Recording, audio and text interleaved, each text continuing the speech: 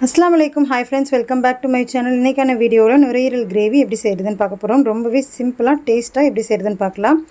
stove on பண்ணிட்டு ஒரு பாத்திரத்துல 4 டேபிள்ஸ்பூன் அளவுக்கு எண்ணெய் சேர்த்துக்கலாம் எண்ணெய் நல்லா சூடானதுக்கு அப்புறமா இதுல மீடியம் சைஸ்ல 2 வெங்காயம் இந்த மாதிரி நீல வாக்குல நறுக்கி சேர்த்துக்கலாம் வெங்காயம் நல்லா கோல்டன் பிரவுன் ஆற வரைக்கும் நல்லா வதக்கிக்கோங்க இதுக்கு கல் உப்பு சேர்த்துட்டு நல்லா வதக்கிட்டோம் அப்படினா சீக்கிரமாவே வெங்காயம் வதங்கிரும் இந்த அளவுக்கு நல்லா வெங்காயம் வதங்கினதுக்கு அப்புறமா 2 டீஸ்பூன் அளவுக்கு இஞ்சி பூண்டு பேஸ்ட் சேர்த்துக்கலாம் சேர்த்துட்டு நல்லா mix பண்ணிக்கோங்க இதோட பச்சை வாசனை போற வரைக்கும் நல்லா வதக்கி விட்டுறலாம் இஞ்சி பூண்டோட பச்சை வாசனை போனதுக்கு அப்புறமா 2 தக்காளி சேர்த்துக்கோங்க மீடியம் சைஸ்ல சின்ன தக்காளியை 2 தக்காளி சேர்த்துட்டு இதுமே நல்லா வதக்கி விட்டுறலாம் தக்காளி நல்லா மசிஞ்சதுக்கு அப்புறமா ஏற்கனவே வேக வச்சிருக்க நுரையீரல் சேர்த்துக்கலாம்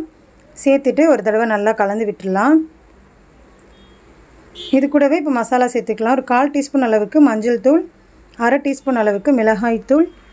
இது கூடவே ரெடிமேட் மட்டன் மசாலா 1 டீஸ்பூன் அளவுக்கு சேர்த்துக்கோங்க இது இல்லனா நீங்க கறி மசாலா கூட சேர்த்துக்கலாம் சேர்த்துட்டு 2 நிமிஷம் போல அப்படியே வதங்கட்டும் இது வதங்கிறதுக்குள்ள ஒரு மசாலா ரெடி பண்ணிக்கலாம் இதுக்கு கடாயை சூடு பண்ணிட்டு 2 டீஸ்பூன் மல்லி 2 டீஸ்பூன் மிளகு 1 டீஸ்பூன் சீரகம் 1 டீஸ்பூன் சோம்பு இதெல்லாம் சேர்த்து நல்லா வறுபடணும்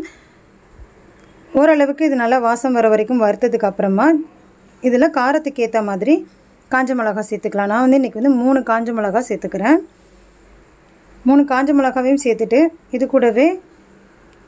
ஒரு சின்ன துண்டு பட்டை 2 கிராம்பு 1 ஏலக்காய் சின்ன பீஸ் கல்பாசி அது கூடவே கொஞ்சமா கருவேப்பிலை சேர்த்துட்டு நல்லா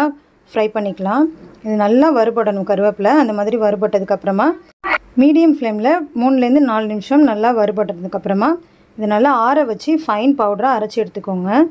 இந்த மாதிரி நல்லா ஃபைன் பவுடரா அரைச்சதுக்கு அப்புறமா நம்ம ஏற்கனவே வதக்கிக்கிட்டு இருந்த நுரையீரல்ல சேர்த்துக்கலாம் அந்த பவுடரை சேர்த்துட்டு நல்லா கலந்து விட்டுருங்க இந்த மசாலா அந்த வெங்காயம் தக்காளி எல்லாமே சேர்ந்து நல்லா mix ஆகணும் அதுக்கு அப்புறமா மூடி போட்டு 2 ல இருந்து 3 நிமிஷம் குக் பண்ணா போதும் நம்ம ஏற்கனவே நுரையீரல் வெந்தது தான் அதனால அடுத்து இதல ஒரு 200 ml அளவுக்கு தேங்காய் பால் சேர்த்துக்கோங்க நான் செகண்ட் மில்க் தான் சேர்த்திருக்கேன் நீங்க கெட்டியான தேங்காய் பால் சேர்க்கறதா இருந்தா கூட சேர்த்துக்கலாம் நல்ல ரிச்சான டேஸ்ட் கிடைக்கும் சேர்த்துட்டு நல்லா கலந்து விட்டுட்டு மூடி போட்டுருங்க ஒரு 2 ல இருந்து 3 நிமிஷம் வேகட்டும் அப்படியே இப்போ பாத்தீங்கன்னா நல்லா அந்த dry ஆயிடுச்சு நம்ம சேர்த்த தேங்காய் பால் எல்லாமே சேர்த்து ஒரு திக்கான கிரேவி மாதிரி நமக்கு வந்திருக்கும் ஃபைனலா இதல கருவேப்பிலை கொத்தமல்லி சேர்த்து இறக்கிட்டீங்கன்னா சூப்பரான நுரையீரல் கிரேவி ரெடி ஆயிடும் நீங்களும் இத ட்ரை பண்ணி பார்த்துட்டு உங்க ஃபீட்பேக்கை கமெண்ட்ல சொல்லுங்க இந்த வீடியோ பிடிச்சிருந்தா லைக் பண்ணுங்க ஃபேமிலி அண்ட் ஃப்ரெண்ட்ஸ் கூட ஷேர் பண்ணிக்கோங்க மறக்காம Subscribe பண்ணிக்கோங்க Thanks for watching